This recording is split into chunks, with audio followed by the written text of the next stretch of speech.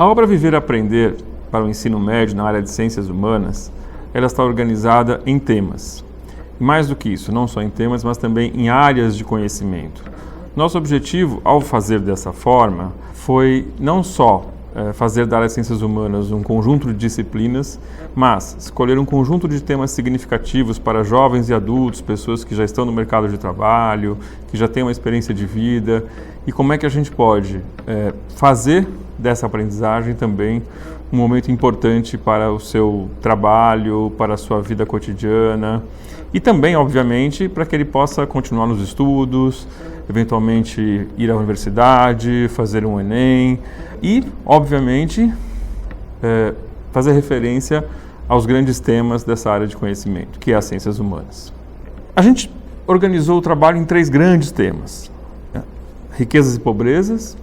a construção da nação e também cidadania, conflitos no mundo contemporâneo. São grandes temas e que são, evidentemente, temas importantes, que trazem conceitos importantes da área de ciências humanas. Alguns dos conceitos essenciais vão aparecer aí, como o conceito de capitalismo, a ideia de nação, a ideia de riqueza, de pobreza. E tem, por exemplo, no livro Riquezas e Pobrezas, na verdade não no livro, porque é um único livro com todo o conteúdo da área de ciências humanas, mas na parte 1, que é a parte dedicada ao tema riquezas e pobrezas, nós vamos principalmente fazer uma viagem por vários períodos históricos, né, pensando como é que foi construída a riqueza no passado e no presente. Então vamos lá voltar para, por exemplo, para o Egito Antigo, para a Idade Média Europeia e pensar como se separavam ricos e pobres, como é que se distribuía a riqueza, como é que se produzia a riqueza nessas sociedades. Não só do ponto de vista da história, mas também do ponto de vista da filosofia, do ponto de vista da geografia, da organização do espaço, como é que se segmentava o espaço, segregava ou não o espaço, como é que os grupos sociais entravam em conflito, pensando também nos temas da sociologia. A ideia nesse primeiro tema, nesse grande primeiro tema, é exatamente poder refletir sobre o que significa ser rico, ser pobre e os conflitos que estão presentes nas sociedades quando se fala de riqueza e pobreza. Que isso tem a ver com o mundo antigo, tem a ver com a sociedade moderna, tem a ver com a nossa realidade atual também, onde muitas questões estão presentes ainda que se refere à riqueza e à pobreza. Não são só temas que nós estamos desenvolvendo. A ideia também é oferecer ao professor um conjunto de atividades, de documentos, de imagens, de letras de música, de atividades para o Enem, enfim, tudo aquilo que pode ser uma ferramenta utilizada pelo professor para que a gente possa, de fato, desenvolver habilidades, desenvolver estratégias de leitura, enfim, construir uma leitura do mundo de uma maneira bastante crítica. Além do tema riquezas e pobrezas, né, nós temos outros 2 grandes temas. O outro que eu me referi à construção da nação, que vai fortemente trabalhar com o Brasil, com a cultura brasileira e com essa ideia da formação de uma identidade brasileira que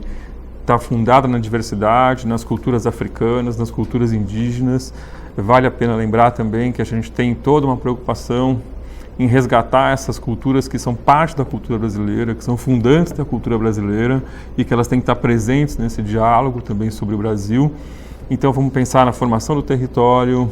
e essa construção de um Estado brasileiro, de uma cultura brasileira, desde o sistema colonial até um Brasil imperial e até um momento republicano. Além de falar da formação do Brasil enquanto nação, a gente também tem a preocupação em resgatar o que vai acontecer na Europa, em outros lugares do mundo e que vai ter um papel importante para o Brasil, como, por exemplo, na França, onde a gente tem uma Revolução Francesa, que é um pilar muito importante de toda a formação política, social do mundo contemporâneo, e também nos Estados Unidos e outros países da Europa. Por último, o nosso terceiro tema fundamental vai estar muito próximo das questões do século XX e do tema da cidadania, começando pelas grandes guerras mundiais e depois tratando dos problemas, das questões da América Latina, das ditaduras, dos conflitos em torno à crítica ao capitalismo e à defesa do socialismo no século XX e a própria compreensão do que a gente pode chamar de cidadania nos dias atuais, do ponto de vista da sociologia, da filosofia, da história, pensar o que significa ser um cidadão no contexto em que a gente vive. Acho que é muito importante a gente pensar um pouco também, além de todos esses temas, o que está por trás dessa obra didática, que é fundamentalmente a gente tentar entender o que é ensinar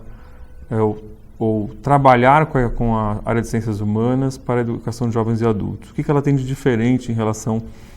à escola para crianças e para jovens. Nós entendemos que existe uma necessidade muito grande de que esse conhecimento que se aprende na escola, na EJA, ele seja um conhecimento que tem uma função na prática social do sujeito. A gente define que este conhecimento ele precisa ser um conhecimento que esteja em função das suas próprias práticas sociais, da sua capacidade de fazer escolhas na vida social, da sua capacidade de analisar criticamente o mundo em que ele vive, de tomar posições. Enfim, não é um conhecimento somente enciclopédico, é um conhecimento a serviço do sujeito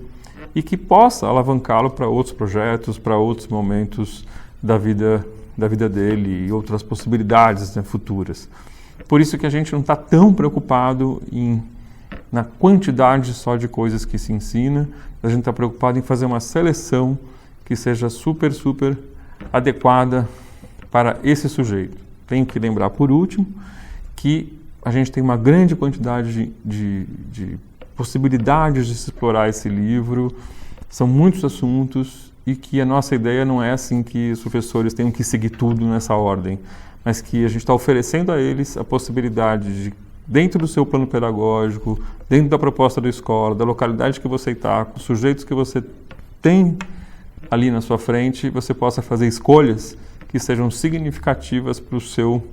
contexto vivido. Então eu gostaria, por fim, de desejar um bom trabalho a todos.